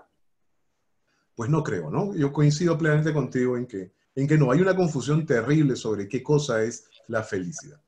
Y fíjate que, como bien dices, hemos desarrollado toda una teoría de derechos, ¿no? De todo tipo, derechos humanos, los derechos para hasta los niños, ¿qué tal? Tienen su convención de los niños, los adolescentes, ya es niños, niñas y adolescentes, pero como tú bien dices, no tienen ninguna obligación a su cargo. Entonces, si tú te fijas, pues ahora el paradigma de cómo se trata a los niños se ha modificado muchísimo, ¿no? Y nosotros le decimos escuincles a los niños, tenemos ese lenguaje náhuatl que nos heredaron los prehispánicos. Y ellos no tienen muchos derechos, se le pone el al tú por tú a los papás, pero cuando tú les exiges que tienen que hacer algo en la casa, etcétera, eso no. O, por ejemplo, te hablo también de a lo que yo me dedico, a los pacientes, ¿no? Los pacientes exigen y exigen a los médicos, ¿verdad? Atención médica, pero tú luego le preguntas al paciente, bueno, ¿y usted qué hizo? ¿Sí se tomó la medicina? ¿Sí fue responsable de su propia salud? ¿No?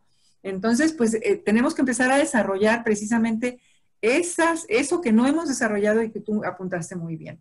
Las obligaciones, ahora sí, para nosotros, ¿no? Para que vivamos en un mundo, pues, mejor, porque eso sí queremos. Eso no nos garantiza que vamos a ser felices, pero por lo menos, como dijiste, bienestar. En un mundo de mayor bienestar, eso claro que todos anhelamos, ¿no? Estupendo, magnífico. Muy bien, cerramos ese tópico, vamos al siguiente. Y que ya tú lo adelantaste, porque aludiste pues a la conversación del estudiante con Mefistófeles, ¿no? El siguiente tópico es la naturaleza del pacto diabólico, que ya nos arroja mucho más, digamos, nos cae más cercano a nuestro mundo el derecho, ¿no? El pacto. Y claro, el estudiante le dice en un momento, pues, a Mefistófeles, el derecho no acaba de gustarme, ¿no?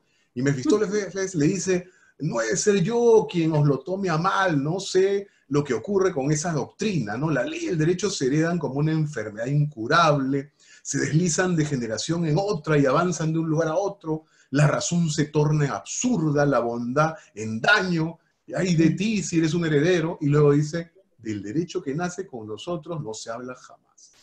Entonces, mi primera reflexión, para cederte luego la palabra, es ¿por qué Goethe conocía de derecho y se ha permitido a través de Mefisto una reflexión que efectivamente no nos cae lejana a nosotros, digamos, juristas, ¿no? Yo revisando, y luego que sé que conoces mucho esto, revisando estas bibliografías que me interesaron sobre Goethe, eh, efectivamente, pues como lo dijiste al principio, a los 16 años se matricula como estudiante en la Universidad de Leipzig, ¿no? Y él estudia leyes, pero dicen algunos biógrafos que la enseñanza universitaria no es que lo decepcionó un poco, ¿no? Sin embargo, aquí conoce pues a este pintor Hauser, Adam Friedrich Hauser, quien le enseña pues sobre la belleza, la estética y la sencillez del alma, ¿no? La calma.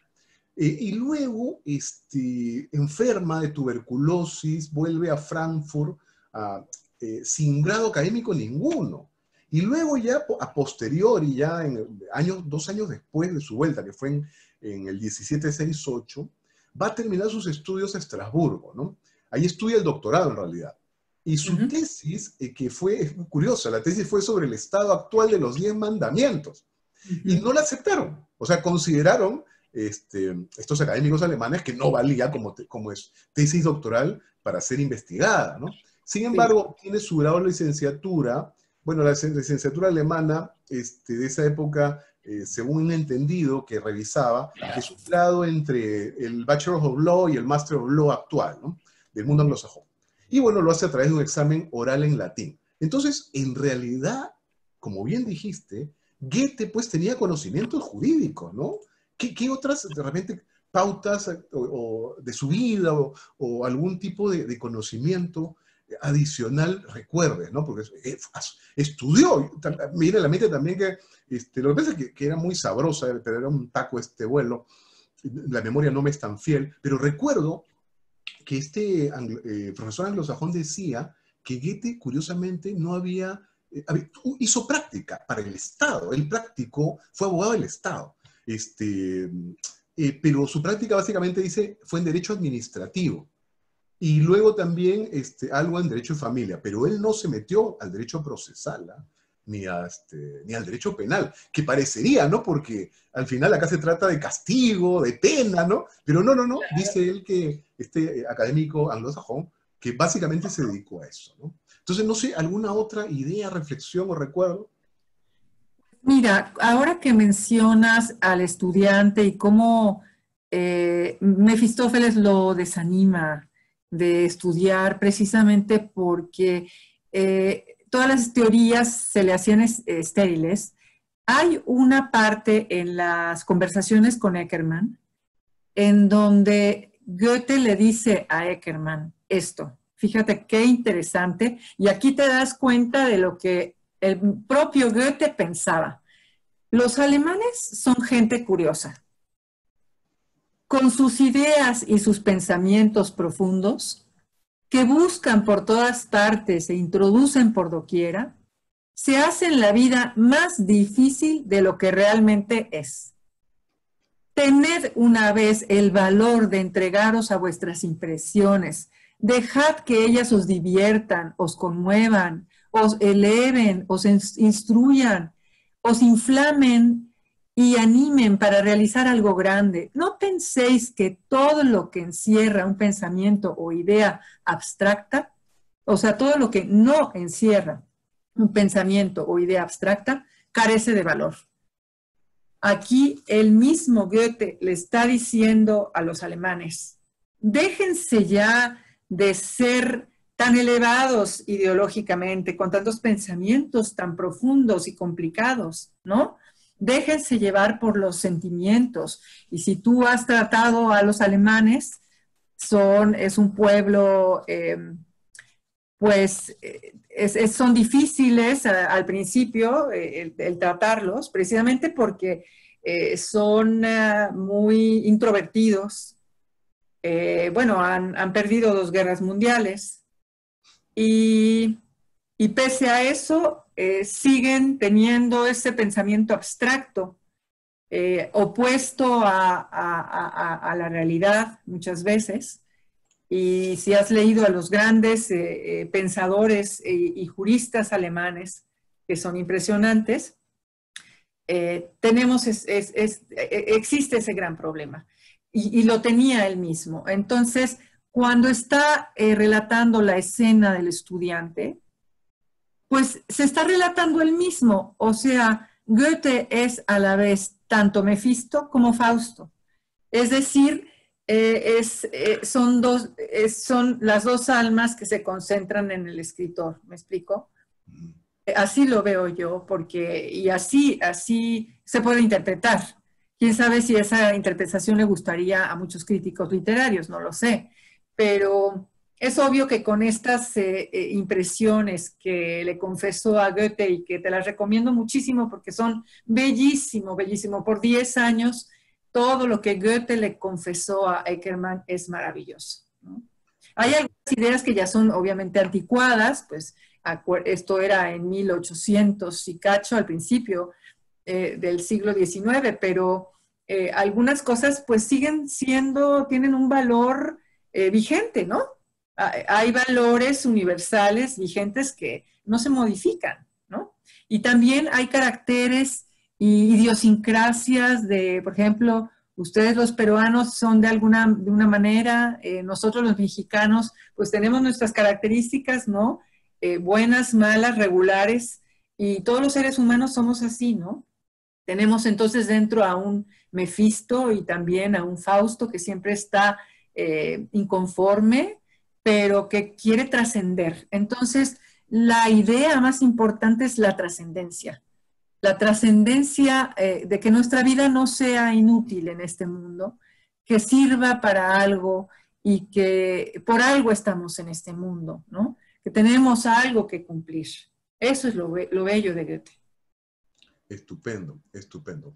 Y luego, otro punto dentro de este pacto, la naturaleza del pacto diabólico, Mefisto le dice, pues, por amor a la vida o la muerte, te ruego que escribas unas líneas, ¿no? Vuelvo al caballito de batalla del conocimiento de, digamos, de Goethe, ¿no? De la magia, de los grimorios, de la demonología, ¿no? ¿Por qué? Porque en demonología los pactos diabólicos son de 2 órdenes. Hay pactos implícitos y hay pacto explícito. Dentro del pacto explícito hay 2 órdenes, hay 2 tipos o subtipos. Está el quirografum, latín quiros grafos, o sea, escrito a mano, y está el osculum federis, o sea, beso alianza, ¿no? Evidentemente, en el caso que nos ocupa, se usa el pacto explícito primero, el quirógrafo, ¿no? Porque se hace esta fórmula, pues, en un contrato escrito a mano, ¿no? Ahora, un principio de los pactos demoníacos, también esto es demonología, es que no se puede hacer es el pacto demoníaco, no se puede hacer con los demonios grandes, sino con los pequeños. Entonces, por ejemplo, no se puede hacer un pacto con Satanás, ni con Lucifer, Belcebú, Astarot, no, sino con los pequeños, con los lugartenientes, ¿no? Entonces aquí viene el tema, ¿no? Mefistófeles precisamente es un lugarteniente. Ahora, ¿el lugarteniente de quién? El lugarteniente de Satanás. Este pacto diabólico, ¿no es cierto? Por ejemplo, acá hay un momento en el cual, también lo mencionaste, cuando Mefisto habla con la bruja, ¿no? La bruja le dice, casi pierdo el sentido y el entendimiento. Y aquí de nuevo al noble señor Satán. Y Mefisto dice, mujer, no vuelvas a repetir ese nombre. Claro, ¿por qué lo hace?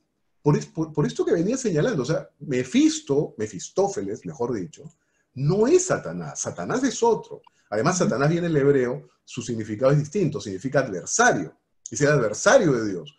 Satanás es el demonio, el rey del infierno, el demonio que cae y que arrastra a los otros, que originalmente, se dice en demonología, fue un querubín.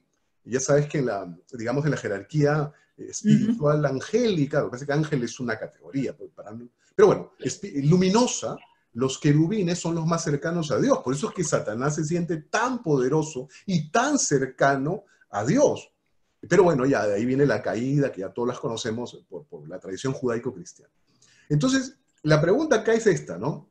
Aquí queda claro, y es evidentemente manifestación del conocimiento que tiene Goethe de todas estas materias, queda claro que el pacto no se puede llevar con Satanás. Por eso se hace con Mefistófeles. Pero la pregunta que te hago, mi querida Karina, es, ¿este pacto se lleva a cabo entonces por representación? Si es así, ¿qué tipo de representación? ¿O tú crees que sería más bien un pacto llevado a cabo por mandato? ¿Qué se te viene a la cabeza? Eso sí, no te lo sé decir. Yo no tengo el conocimiento para hacer todas estas diferencias entre los espíritus del diablo, ¿no? O del espíritus del mal. Yo creo que Mefisto era el único personaje y actuaba por sí mismo. No creo que haya actuado por mandato. Pactó con Dios y después pactó con Fausto, simplemente. No le veo que haya, o no lo encontré en la obra. Pero ya. podríamos revisarlo para otra plática. Sí. Genial. Entonces dejemos eso en paz. Ahora, desde mi modesto parecer, y efectivamente bien dices que lamentablemente para tentar una respuesta, obligatoriamente hay que mezclar, en este caso, demonología, ¿no? Entonces, si es que no se puede pactar directamente con un demonio mayor, como es el caso de Satanás, tendría que haber habido necesariamente una suerte de representación, quizá una representación indirecta, ¿no? Porque, claro, en ningún momento, y ahí lo dices muy bien, Mefistófeles en ningún momento dice que él actúa en nombre de Satanás. Por eso sería una representación no directa, porque si él invocara el nombre de Satanás, que no sucede, sería un representante de forma directa. Así es, pero no lo invoca, no que me acuerde yo. Entonces, quizás de manera no tan sencilla podríamos decir que esto encajaría un poquito mejor en una representación indirecta. Pero bueno, es un tema efectivamente que exige conocimientos de mayor profundidad. Exactamente. Sí, ahora, sí. Otro tema interesante es sobre el tipo de la naturaleza del pacto, ¿no? Porque muchos he leído en algunos trabajos sobre derecho y literatura, muchos creen que este es un contrato de compraventa. ¿Tú crees que esto es un contrato de compraventa, lo que hace Mefistófeles con Fausto? No es un contrato de compraventa. Es un contrato que yo lo llamaría innominado. Muy bien. El alma contra la felicidad, ¿no? Y además con varios condicionamientos, ¿no? Además podemos decir otra cosa muy importante. Lo deja inconcluso en la primera parte Goethe. O sea, sabemos del pacto que hay arriba con Dios y otra cosa importante que tengo que decir es que Fausto es una obra magnífica porque fíjate que es la primera vez o de las pocas veces que se ve que en la literatura ya la relación es vertical entre ambos personajes, entre Mefistófeles y Fausto, es vertical. Ya no es horizontal como había sido antes, ¿no? Ellos se llevan al tú por tú, ¿no? Y eso le da una fuerza en las relaciones de poder que antes no habíamos visto, ¿no? Entonces, yo no lo calificaría como un contrato de compraventa de ninguna manera, y es un contrato en el que se establecen una serie de condiciones, ¿no? Entonces, pero esas condiciones al fin y al cabo no se dan. Entonces ese contrato que yo lo llamaría innominado, al fin y al cabo, hay condiciones que no se cumplen, como en todos los contratos. Si no se cumplen con algunas condiciones, pues vienen o términos para la rescisión del contrato o para la terminación del contrato. Y la cuestión es que en esta primera parte no acabamos de saber qué sucede porque tenemos que irnos a una segunda parte que no tiene absolutamente nada que ver con esta, ¿no? Y los personajes son otros y parece ser que ya Goethe es más maduro, ya están dentro del clasicismo, el romanticismo alemán, ya trae a personajes griegos y es una revoltura tremenda. Hay veces que ya Mefisto ni aparece, ya hasta se le olvidó o no aparece Fausto, Fausto estará ahí dormido, miles de cosas. Y luego ya al final vemos, bueno, no sé si decirlo o no, pero sí lo tengo que decir. ¿Sí lo decimos o dejamos que no es? Sí, sí, porque acuérdate que el último punto, precisamente, nuestro A último ver si punto. se salva o no. Ah, sí. Pues bueno, pues la cuestión es que Goethe sí hace triunfar al bien sobre el mal. Es decir, salva a Fausto de las garras de Mefistófeles. Y uno se queda satisfecho de que unos angelitos, unos querubines, como tú les dices, pues se lo llevan y lo salvan, se lo llevan al cielo y por suerte no se irá con Mefistófeles, ¿no? Y uno se queda satisfecho de ese final, ¿o no? No podrías aceptar un final después de todo lo que ha sufrido el pobre de Fausto, ¿no? Esta relación tan tormentosa con Mefisto. Y bueno, como yo te decía, pues es este símbolo del modernismo, de la literatura alemana, que son relaciones de igualdad. No es que, como tú decías antes, lo hubiese controlado como tal, pues no lo controló, porque vaya que pudo hacer muchas fechorías en contra de Fausto, pero sin embargo, volvemos a lo mismo. Fausto es un hombre espiritualmente lleno y esa luz no pudo apagarla, jamás la pudo apagar Mefisto. Estupendo. Yo coincido plenamente contigo en que es un error gravísimo la interpretación que algunos sostienen sobre este pacto como un contrato de compraventa. Claro, lo que pasa es que eh, relacionan pues alma, ¿no? Y beneficios, bien precio, transferencia del alma, pago el precio. Bueno, pero en realidad en ningún momento Fausto se obliga a transferir propiedad de su alma, ni Mefistófeles se obliga a pagar ningún precio. Es más, hay una escena que caracteriza, nos permitiría tipificar el contrato. Dice Mefistófeles, ¿no? Soy tu compañero y si te parece bien, seré tu servidor, tu criado. Así es. Fausto dice, ¿y qué habré de cumplir yo a cambio? Mefistófeles dice, quiero ponerme a tu servicio aquí, o sea, aquí en la tierra. Ajá. Cuando des la señal, ni me detendré ni descansaré. Pero cuando volvamos a encontrarnos allí, el infierno, tú deberás hacer lo mismo conmigo. Conmigo, así es. Con lo cual, coincido por segunda vez contigo, sumando una idea, ¿no? Eso que hemos descrito es un contrato de locación de servicios, es el que se me acerca más.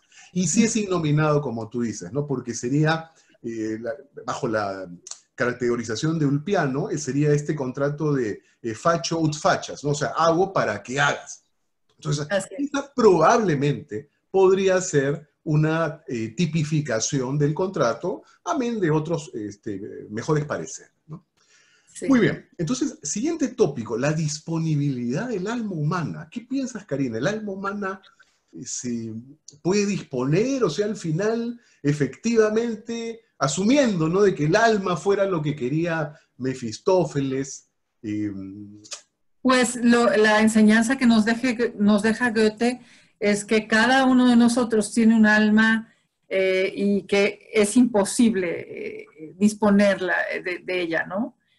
Nosotros somos los dueños de esa alma y nos vamos a ir al otro mundo con ella, ¿no?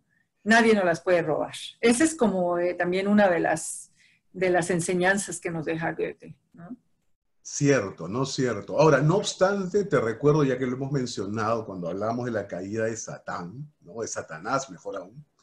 Y, y acuérdate que al ser humano, Dios nos otorga el libre albedrío, ¿no? Y ese libre albedrío, si te das cuenta, es en esencia, ya para juristas como nosotros, la autonomía de voluntad.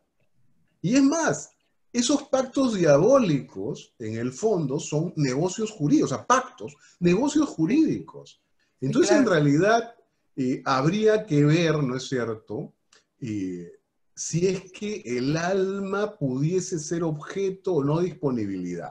Ahora, no dejo de coincidir contigo en que probablemente la respuesta sea negativa, pero por si acaso, a nivel teológico, sí se entiende que el pacto diabólico es una posibilidad y es un pecado mortal que destruye pues la caridad en el corazón del hombre, que infracciona gravemente la ley de Dios.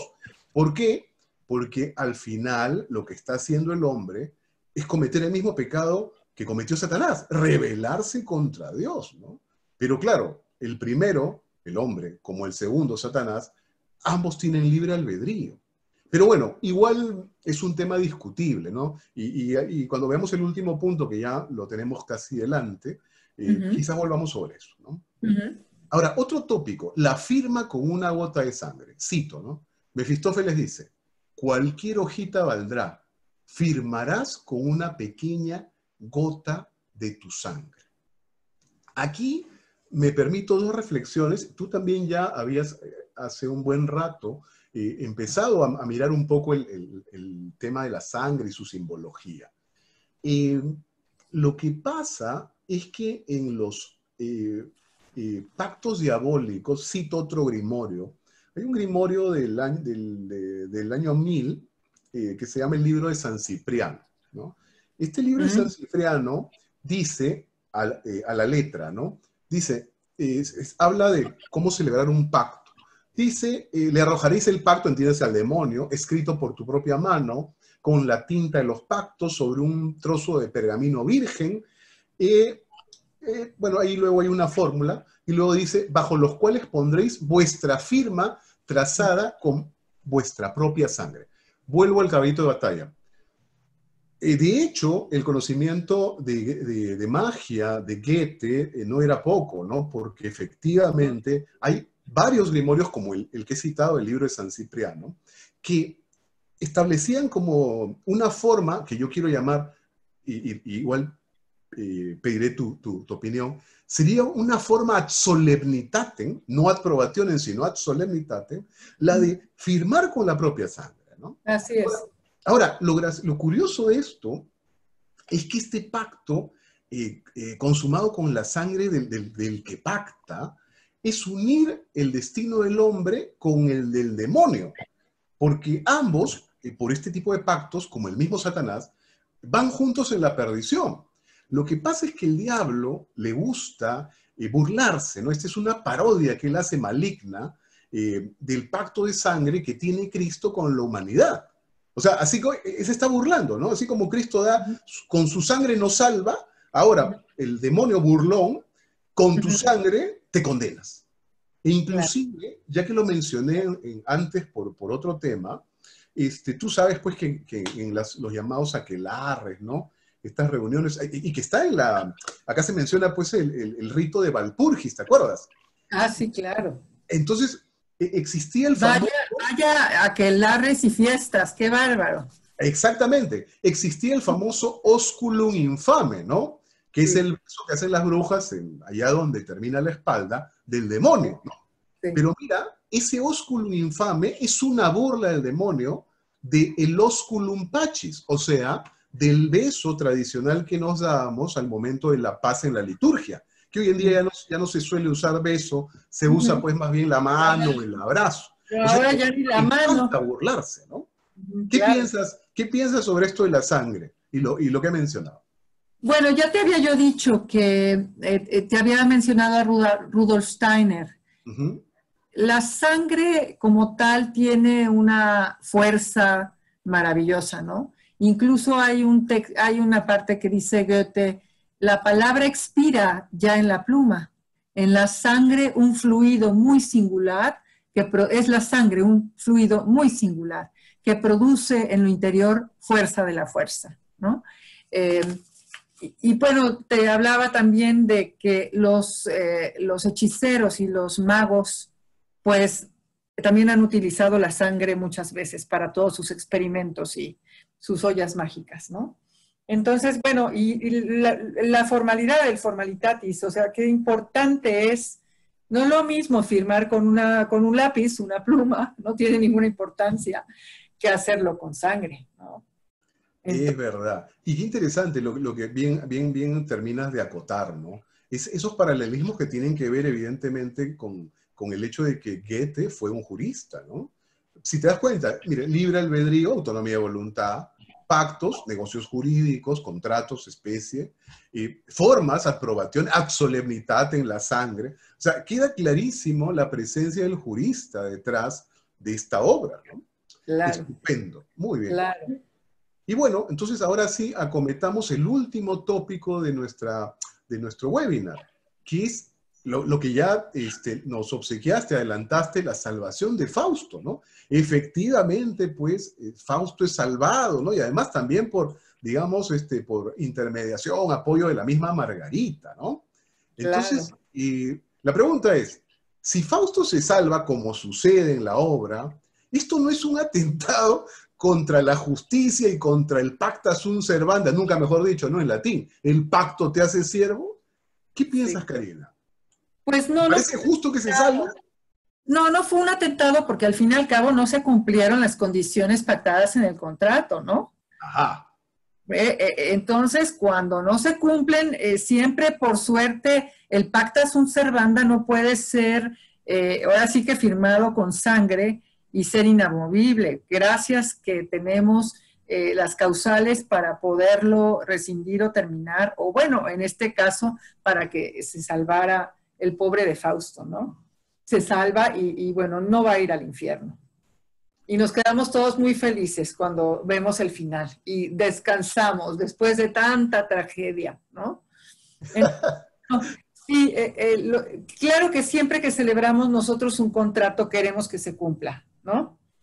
Pero nosotros como procesalistas que somos, nos llegan a nosotros siempre las partes cuando una de ellas, por alguna circunstancia, no quiso cumplir una cláusula del contrato, ¿no?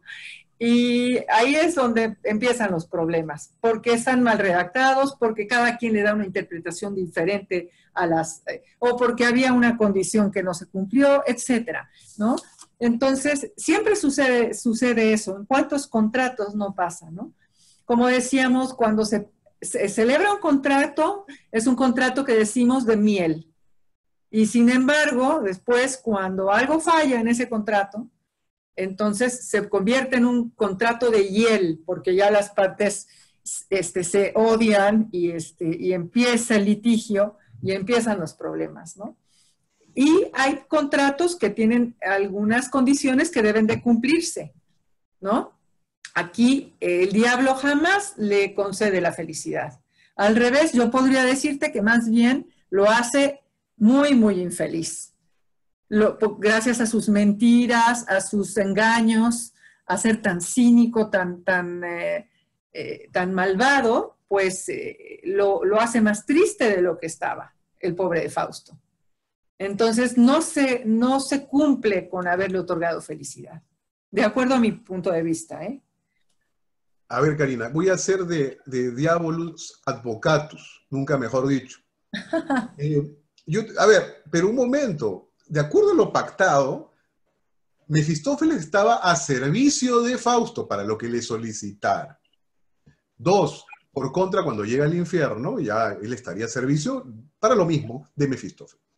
A ver, pero por ejemplo, cuando le pide que le haga conocer, pues, primero efectivamente van con la bruja, le devuelve la juventud, ¿no? Hasta ahí ha cumplido, ¿eh? Hasta ahí ha cumplido. Porque efectivamente con este brebaje que le da, Fausto vuelve pues a sus años mozos.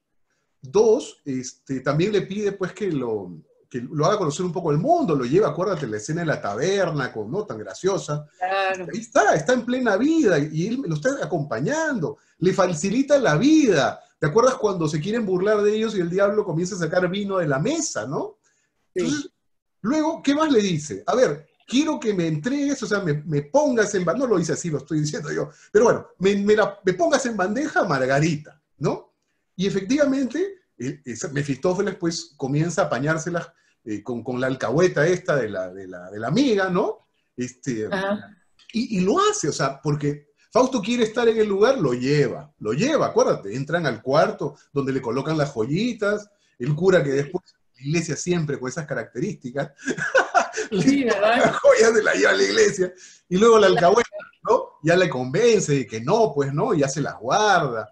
Entonces yo la verdad que veo que Mefistófeles sí cumplió muchas cosas. Lo curioso y que no está en el texto es que, claro, todas esas circunstancias luego tenían una consecuencia trágica, pero podríamos defender que esa consecuencia es azar de los hados, pues, ¿no? ¿Qué piensas? Pues sí, sí, la verdad es que cumplió con algunas cosas, pero sin embargo no eran suficientes para Fausto, ¿no? Fausto, al fin y al cabo, lo que había que cumplir es que dejara sus sueños, que dejara sus quimeras y que se concentrara solamente en lo terrenal. Y eso nunca lo logró Fausto. O sea, no pudo apagarle esa espiritualidad y ese deseo por precisamente trascender. Y de eso se trataba, de eso se trataba. Entonces, va más allá de haberle conseguido a Margarita o haberlo hecho joven, vamos, ¿no? Creo, pero yo me estoy adelantando, hasta quizás nos está viendo Goethe y se está revolcando desde su tumba y dice, no, así no es, ¿no? Pero él mismo decía, no traten de interpretar mi obra, ¿no? No me pregunten porque yo mismo sé cómo interpretarla. Eso es lo bello del Fausto. Es verdad. Bueno, es un tema muy discutible, ¿no? Es un tema muy discutible. Ahora, en relación a si al final el alma de Fausto puede ser salvada, como al final Goethe nos lo cuenta, eh, tú ya habías adelantado algo, ¿no? Que coincidías con esta posibilidad, ¿no? Ahora, Uh-huh. ahí hay un tema, ¿no? Si uno quiere considerar que los pactos diabólicos se tienen que cumplir, si Mefistófeles cumplió, como más o menos he tratado de defender, luego tendría pues que cumplir Fausto en esta visión que no es exacta. Hemos visto que el alma en el fondo no está claro que se trasladaba, se transfería, se condenaba. Y bueno, tendría que cumplir o por lo menos condenarse pues a Fausto al infierno, ¿no? La pregunta es ¿por qué de Montres Fausto es salvado y va al cielo? ¿Qué piensas tú? A mí podría yo defender otra vez de Diabolos Advocatus la profunda Ajá. injusticia. Mefistófeles hizo todo lo que se le pidió. Es más, como tú dices, incluso lo trataba como de tú a tú, con cierta Sí, camaradería. sí. No, ahí inclusive hay una escena, ¿te acuerdas cuando empieza lo que tú bien mencionaste, la apuesta entre Mefistófeles y Dios? Es eso que dice al final y dice, es bueno no estar peleado con el viejo, dice, ¿no? Porque es un Uh-huh. tío simpático y Uh-huh. digamos, del que se aprende algo, ¿no? Entonces, eh, no sé, yo veo, tomando esta postura, cierta injusticia, ¿no? O sea, al final, que basta un acto unilateral del cielo para que cualquiera que se beneficie del infierno sea salvo. Ay, me haces una pregunta muy difícil.